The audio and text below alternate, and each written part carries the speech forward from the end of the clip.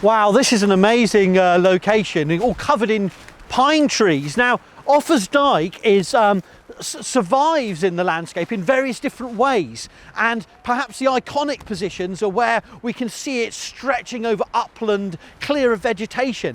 And when the dike builders were constructing the monument, they would have had to have cleared trees to have a view over the landscape to the west, because the monument would have been useless if they couldn't then look over that landscape and see people coming, and also so the monument could be seen as a dramatic statement in the landscape by anyone crossing the landscape. So clearing the trees, clearing the vegetation would have been a key part of the original construction.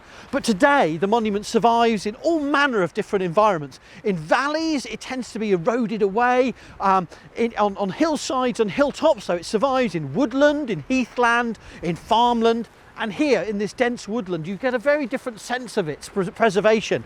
Obviously it's threatened by all manner of neglect and erosion, and also it must be said tree roots damage it in a whole manner of different ways. So even though it's our biggest ancient monument, it's in peril from many different threats in the modern landscape, and it won't be here forever if we don't conserve and respect it and people are aware of its significance.